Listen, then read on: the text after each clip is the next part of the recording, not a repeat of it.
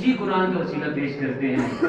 اور یہ مال دنیا میں کم از کم رہ کر قرآن تو پڑھو. اتنا افسوس ہوتا ہے کہ جب اسی قرآن کو ساتھ لے کر جاتے ہیں. یہ قرآن ہمارے آخری وقت بھی ہمارے ساتھ جاتا ہے. ہم اٹھا کر ساتھ لے کر جاتے ہیں. تو جب پتا چلا, دیکھو سوچو کہ آخری وقت میں ہمارے ساتھ آنے والا کون ہے, کیا جا رہا ہے بھئی ہمارے ساتھ یہ عمل جا رہا ہے, یہ قرآن جا رہا ہے, یہ رب کا کلام جا رہا ہے, وہ کلام جو حضور کے دل پر اترا ہے. تو پتا چلا کہ اس قرآن کو ہم نے دنیا میں پڑھا, دنیا میں پڑھنا چاہیے کیونکہ آخرت میں ہمیں کام یہی آئے گا. صحابہ کرام کو معلوم تھا کہ یہ مال کسی کام کا نہیں ہے, یہ ہمارے پاس ہوگا تو ہم غافل ہو جائیں گے.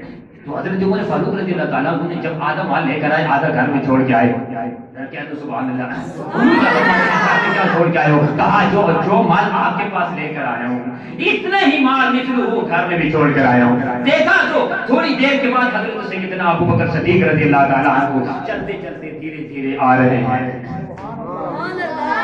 جہاں شعر یاد آ گیا کہ بے خود کی یہ دیتے ہیں انداز حجابانہ, آج دل میں تجھے رکھنو ہے, دل میں تجھے رکھنو اے جلوے جانانا.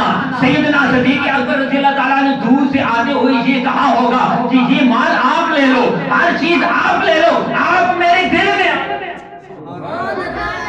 صرف حضور کی محبت ہو. جب دو محبتیں ہوں گی, دنیا کی بھی اور حضور کی بھی, پھر بات نہیں چلے گی. ایک محبت ہو, اللہ رسول کی محبت دل میں, صحابہ کرام کی محبت دل میں, امام پاک کی محبت دل میں, حضور کی آل کی محبت دل میں, نماز کی محبت دل میں, قرآن کی محبت دل میں, ماں باپ کی محبت بھی دل میں, اور یہ دنیا کی دولت عیش و عشرت یہی دنیا میں ہی رہ جائے گی. اس لیے تو سیدنا صدیق اکبر رضی اللہ تعالیٰ عنہ نے جب گھر سے مال لایا تو باہر نکلے تو پھر واپس پلٹے. کیا سبحان اللہ, میں ذرا جھاڑو نہ اٹھا دوں, ذرا تک کو بھی جھاڑو دے دوں, کہیں ایسا نہ ہو کہ سوئی تو نہ رہے گی. جو آپ کو پتہ ہے وہ پرانے دور میں جو بوڑھیاں مائی ہوتی ہیں, بوڑھے حضرات ہوتے ہیں, جب سوئی لیتی ہیں تو دھاگا ڈال کے کچھ کپڑا سی کے پھر وہ سوئی میں دیوار میں مٹی کی دیواریں ہوتی تھی.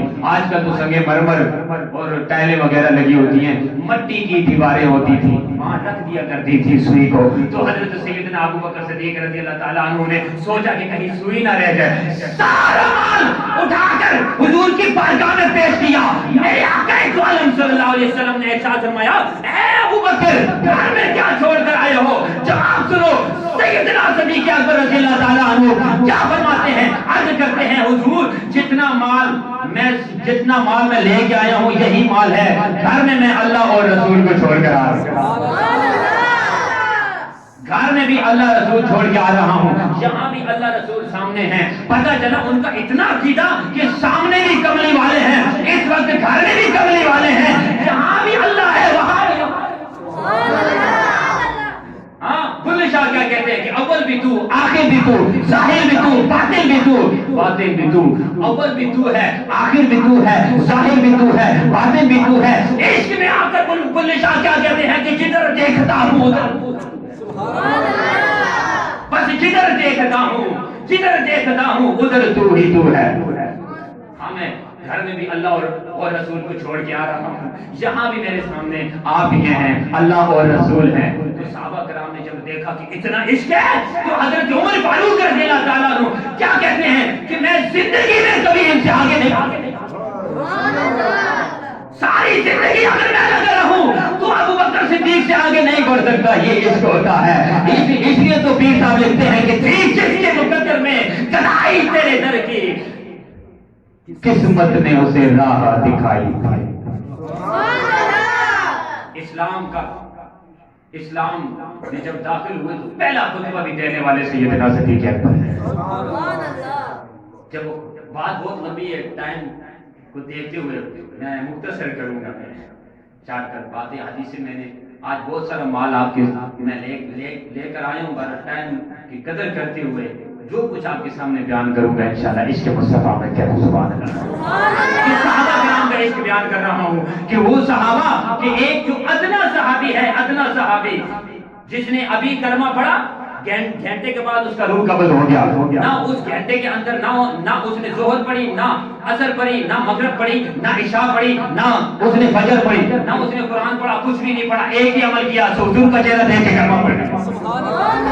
اس کلمے کی بدولت سے اس کو اس صحابی کے درجے تک بھی جتنے بھی دنیا میں اولیاء ہیں ان کی خاک تک بھی نہیں پہنچے. اتنا مقام ہے. والذی جاء بالصدق وصدق به اولئک هم المتقون. اور پھر رب کائنات نے ارشاد فرمایا کہ بھئی سچ لے کر آنے والا میرا حبیب ہے، تصدیق کرنے والا ابوبکر صدیق ہے. تو کتنی شان ہوگی کہ ایک ادنا صحابی ہے، اس کے درجے تک کوئی نہیں پہنچ سکتا. جو سب سے اعلیٰ صحابی ہے سیدنا صدیق اکبر کی کتنی شان ہوگی، کتنی شان ہوگی. اسلام کا پہلا خطبہ جب دیا تو سارے اکٹھے ہو گئے. سب نے کہا اب تو کام خراب ہو گیا، کیونکہ حرم شریف میں اب تو کام خراب ہو گیا. ہماری اگر عزت ہے تو حرم شریف کی بدولت سے ہے، اگر کچھ مال آ رہا ہے تو بدولت اس کی حرم شریف کی، اور اسی کی وجہ سے ہمارے خاندان کی عزت. ہمارے پاس مال بھی ہے، دولت بھی ہے، سب کچھ ہے، نام بھی ہے، کرسی بھی ہے.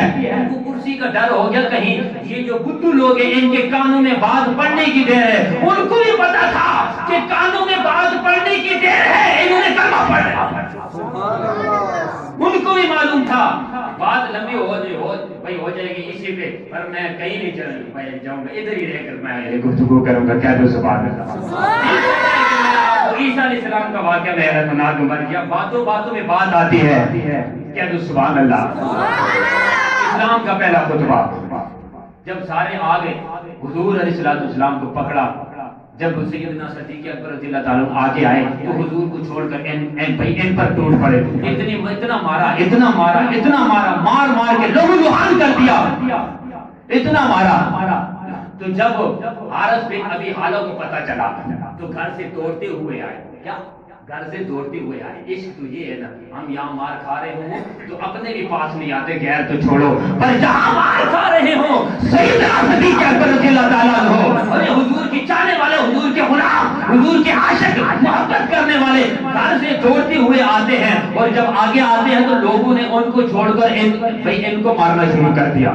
اتنا مارا، تلواریں چلائی. تو اسلام میں جو پہلا خون تھا وہ حارث بن ابی حالہ کا زمین پر گرا.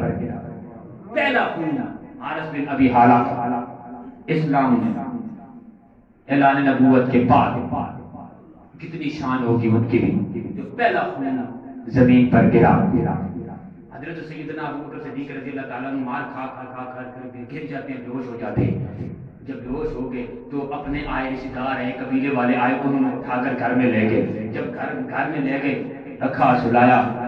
جب ان کی والدہ کو کہا کہ جب یہ ہوش میں آئے ان کو کھانا وغیرہ دینا، خیال کرنا، تو وہ چلے گئے.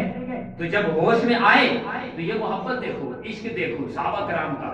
اتنا اعلیٰ مقام ان کو بھائی مقام ایسے نہیں ملا، مرتبہ ایسے نہیں ملا. جب ہوش میں آئے، ہوش میں، تو یہ لکھنے والے کون ہیں؟ حضرت امام ابن حجر عسقلانی رحمۃ اللہ علیہ. یہ اس امام کی بات کر رہا ہوں میں کہ جو اگر بات کر دیں تو سارے امام یوں سر جھکا دیتے ہیں، کہتے ہیں یہ ٹھیک ہے. جہاں عسقلانی نے بات کر دی وہاں سر کر دیا، مان لی بات. اس امام کی بات کر رہا ہوں، حضرت امام ابن حجر عسقلانی رحمۃ اللہ علیہ. کیا لکھتے ہیں کہ جب حضرت سیدنا ابوبکر صدیق رضی اللہ تعالیٰ عنہ کو ہوش آیا، فلما افاق، جب ہوش آیا تو سب سے پہلے ان کی زبان سے جو بات نکلی، کہا مجھے اور کسی بات کا کوئی غم نہیں، بتاؤ تو صحیح رب کا محبوب کملی والا. تکبیر، نعرہ رسالت، نعرہ تحقیق، نعرہ حیدری.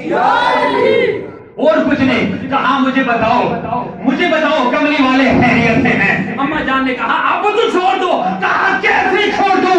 کلمہ ہم نے پڑھا ہے تو چھوڑنے کے لیے نہیں پڑھا.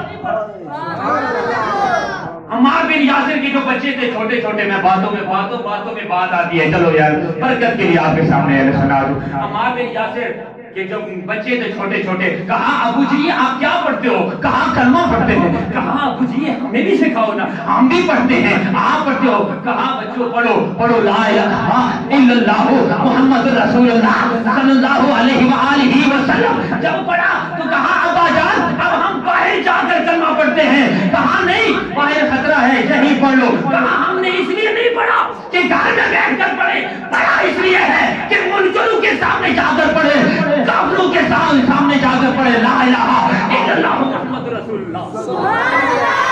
یہ شان ہے۔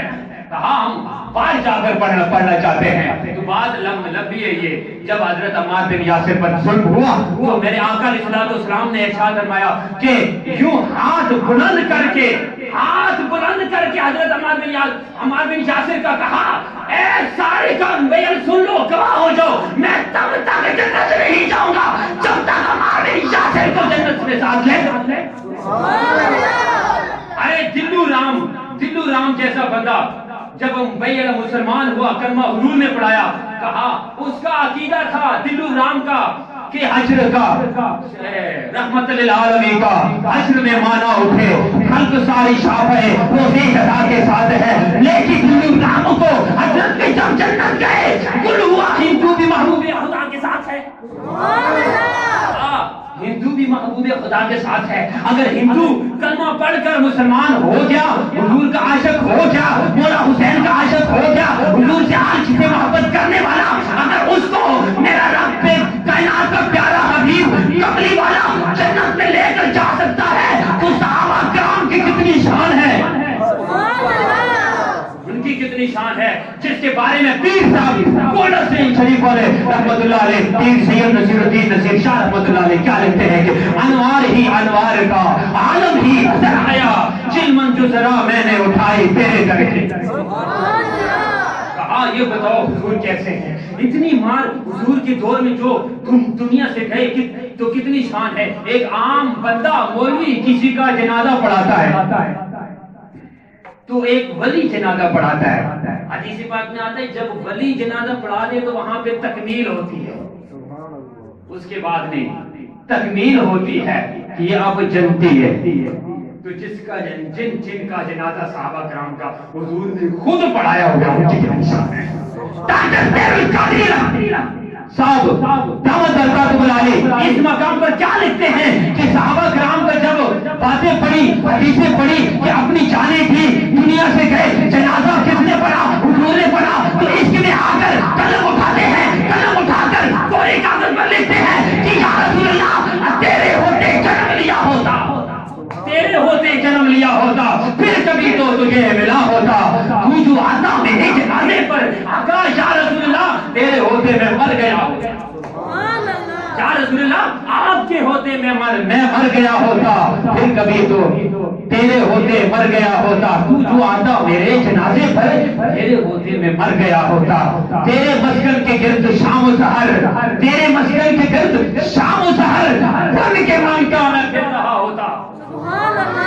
اتنی شان ہے حضرت سیدنا ابو بکر صدیق رضی اللہ تعالیٰ عنہ۔ میں کبھی گھڑی کو دیکھتا ہوں، کبھی عشق رسول کی بات کرتا ہوں، میرا دل کرتا ہے ٹائم تھوڑا سا آہستہ جائے، کیونکہ عشق رسول ہے دل میں، ہمارے دل سے بھی آواز آتی ہے کہ تیرے ہوتے جنم لیا ہوتا پھر کبھی تو تجھے ملا ہوتا۔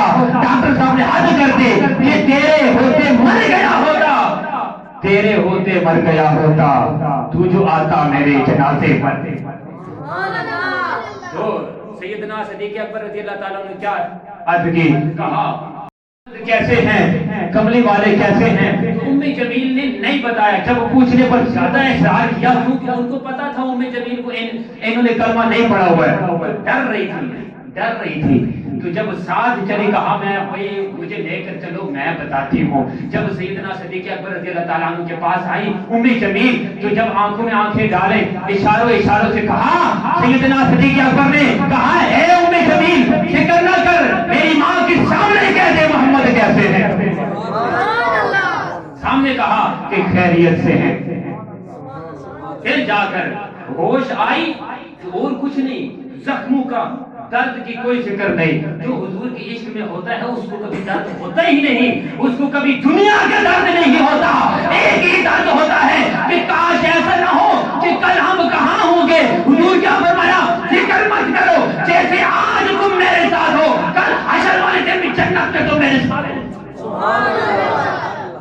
مسجد نبی میں ایک دن میرے آقا علیہ الصلوۃ والسلام مسجد میں آئے، اہل تشریف لے کر آئے، ایک طرف حضرت ابو بکر صدیق ہے، ایک طرف عمر فاروق ہے، علی پاک بھی کھڑے ہیں، صحابہ کرام بھی کھڑے ہیں۔ حضور کی زبان پر ایک ہی جملہ جاری ہے، کل بھی اسی طرح ساتھ ہوں گے، کل بھی اسی طرح ساتھ ہوں گے، کل بھی اسی طرح ساتھ ہوں گے۔ صحابہ کرام عرض کرتے ہیں یا رسول اللہ اس کا کیا مطلب ہے؟ حضور فرماتے ہیں جیسے آج یہ میرے ساتھ ہیں دونوں، ایک طرف ابو بکر ہے دوسری طرف عمر ہے، کل حشر والے دن بھی جنت میں یہ میرے ساتھ ہیں۔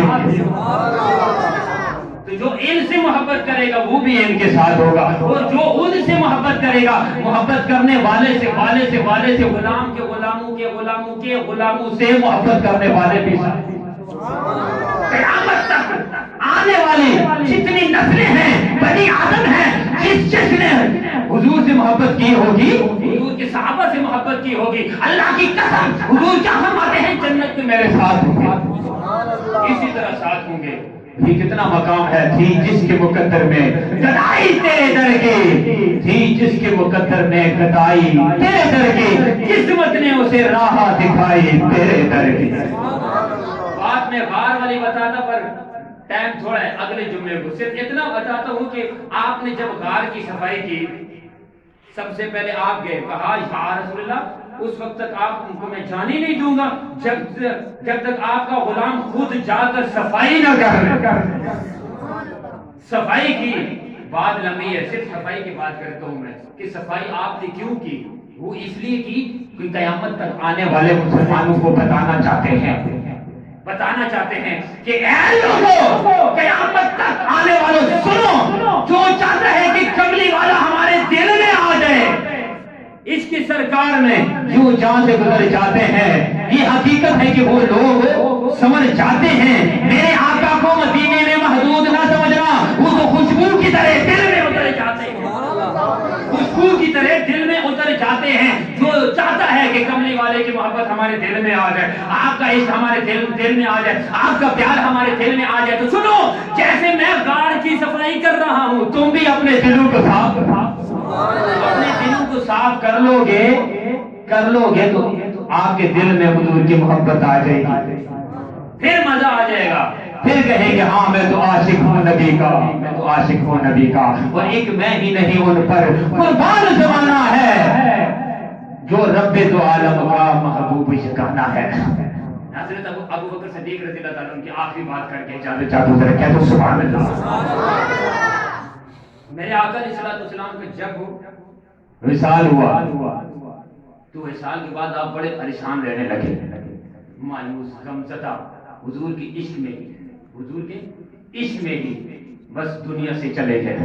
جب وصال ہوا سیدنا صدیق اکبر رضی اللہ تعالیٰ عنہ کا وصال ہوا تو آپ کی وصیت تھی کہ میرے جنازوں کو اٹھا کر حضور کے روضہ پاک کے سامنے رکھ کر اجازت لینا۔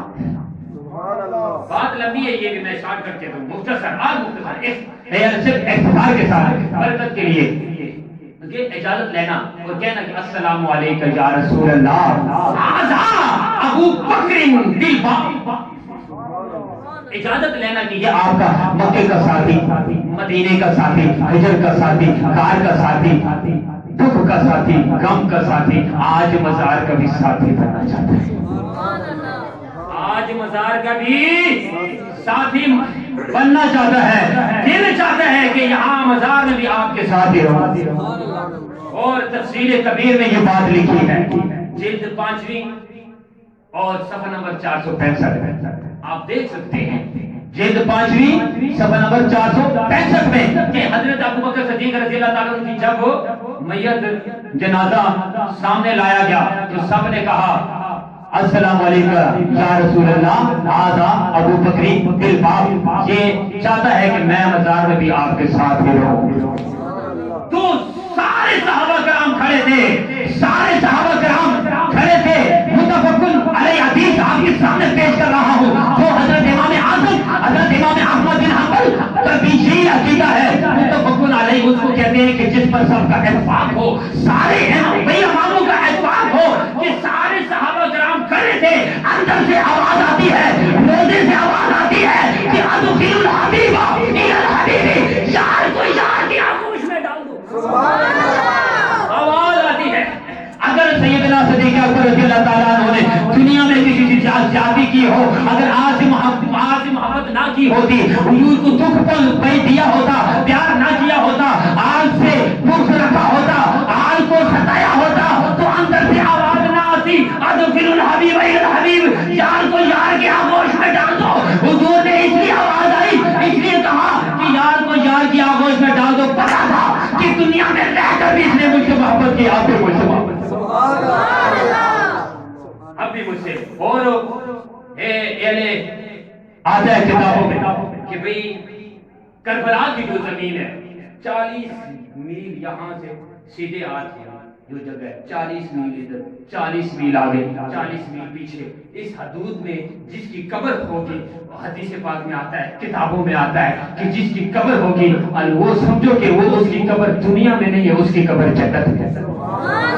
وہ جنتی ہے پکا، جو کربلا کی سرزمین سے 40 گز ایسے اس حدود میں جس کی قبر ہوگی وہ جنتی ہوگا۔ ذرا سوچو کہ اگر وہ شخص جنتی ہے جس کی قبر کربلا کی سرزمین کے ساتھ ہو تو اس کی قبر کا عالم کیا ہوگا؟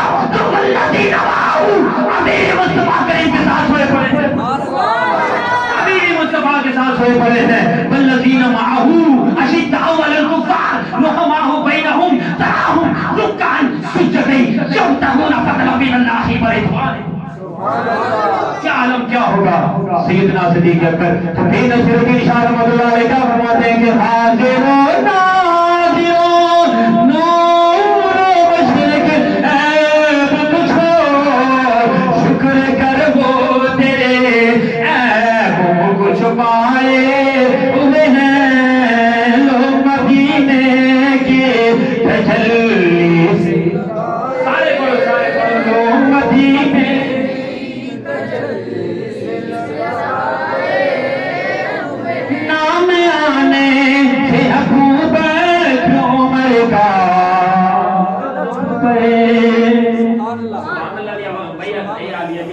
اور میں کوئی گل نہ کرنا دنیا نہیں کسی قسم نہیں، پر اتنا تو آپ ہونا سبحان اللہ۔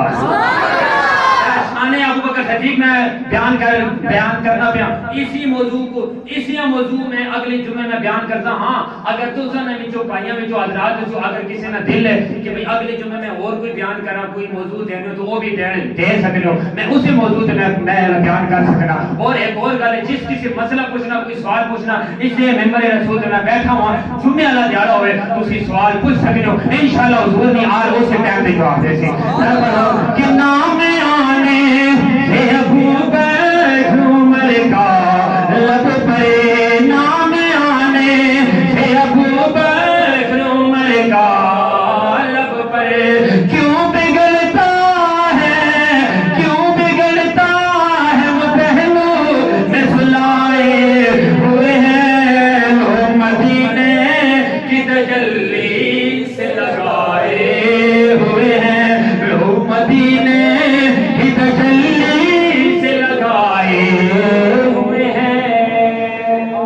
اللہ تبارک و تعالی جل جلالہ دعا ہے اللہ تبارک و تعالی ہم سب کو عمل کرنے کی توفیق عطا فرمائے، آمین ثم آمین۔ اور راجہ محمد اقبال صاحب نے